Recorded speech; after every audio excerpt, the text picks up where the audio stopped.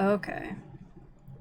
So, I don't really know where to begin exactly, but I'm going to start a short review of this.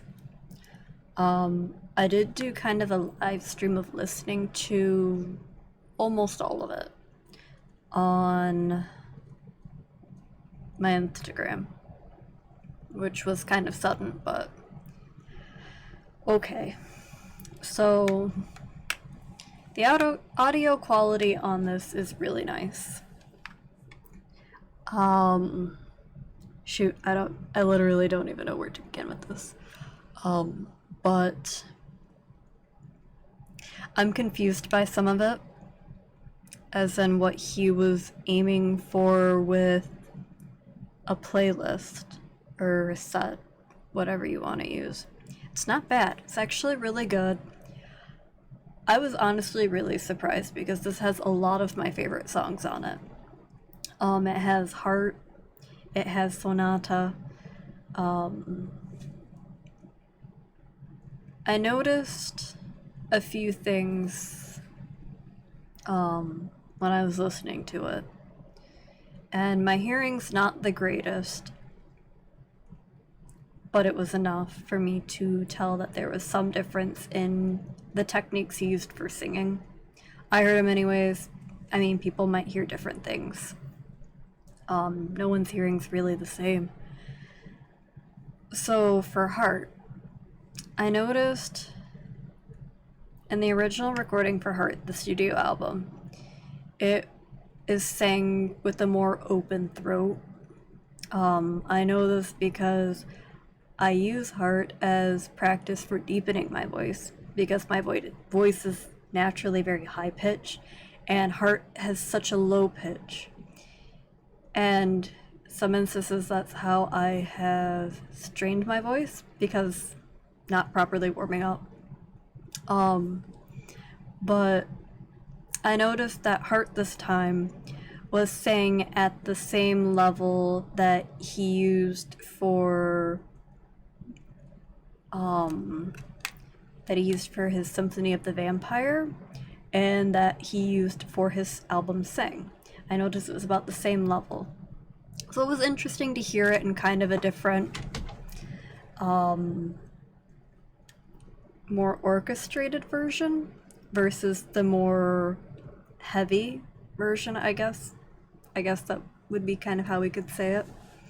Castrato sounded freaking amazing. I loved it. Of course, I only listened to it multiple times while I was writing the 10th letter, but it sounded really good. I liked it. Another one that I wanted to talk about briefly was Sang 3. So, funny story. Halfway through this, because mind you, I haven't watched the live DVD yet, Blu-ray DVD, whichever. I've got them both, it doesn't matter. I haven't watched it yet, so I was sitting there waiting and waiting to, hear Sang 3, the words to it come up. And halfway through, I realized it was entirely orchestrated instrumental, that it was not what I thought it was. And I kind of had to laugh to myself because, I'm like, okay, orchestrated, he's going to have different styles. Sometimes he might have certain pieces to the song, like, elongated, I guess.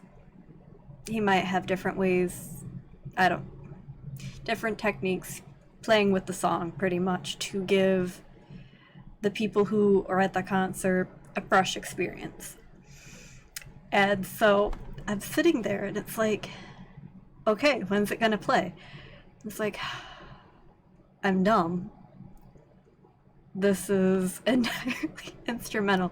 And it was probably so that he could take a break to rest his voice and prepare for the next half of the show. But, yeah. So, I was thrown off by that.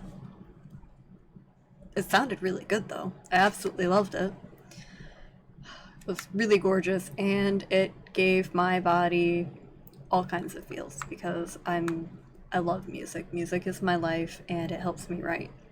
So to hear it was just amazing.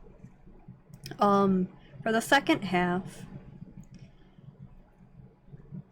I only listened to a select few songs. And it kind of sounded like he was getting a little tired with some of them.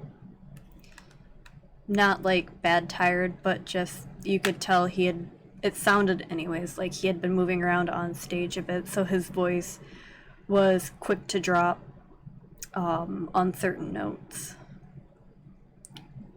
In particular songs anyways. Sonata specifically I noticed. But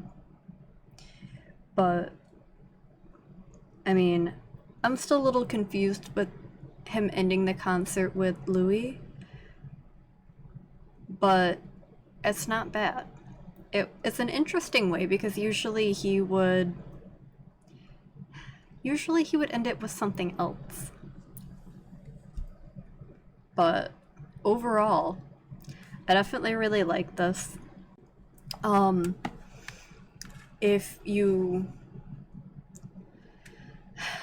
If you're a fan at this point, you're probably gonna get it anyways. But if you're new to Kamijo, it's not a bad album to pick up. He does really good lives,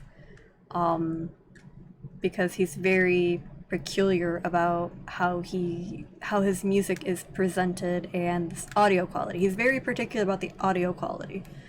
So whenever you buy a live album, it's always going to be essentially like an audio rip from the concert. It's going to be very clean cut. So, overall, this is amazing. If you get the Blu-ray, you don't need to buy the album unless you just really want to support him, like a lot of us in the fandom really do. A lot of us in the Rose Garden. If you get the Blu-ray, it already has it. The Blu-ray has everything. If you get the CD, that's fine. Really good live. I can't say that enough. And the orchestra just went really well with a lot of it, especially with Castrato. And then sang 1, 2, and 3 just amazing the whole way through. So I don't do number scales, more or less just, you're a Kamijo fan, absolutely pick it up when you can. If you're new to it, if you're new to Kamijo, personally, I think my favorite live is La Vie en Rose, but this is definitely a really good live to pick up. So if you, want to give it a listen, absolutely, there are so many great tracks. He has so many good songs. There are very few of his songs that I don't dislike. English, funny wording, negativity. Point in case, I like a lot of his songs, and there's very few that I'm gonna skip this song. Very few. So I'm approaching my 10 minutes, because that's, I think, all the time limit that I have, but yeah, absolutely, I would recommend getting this album. It's great. All the songs are gorgeous, and he wouldn't give something that is poor quality to his fans because his fans help support him. We're his source of income. So you're gonna be getting a great album. So yeah, I definitely absolutely would recommend picking this up if you're able to, because it's gonna give you such a wonderful feeling just listening to a collaboration of orchestra and our Sire of the Roses. So yeah, absolutely pick it up. And with that, Alex signing off, so have fun, guys.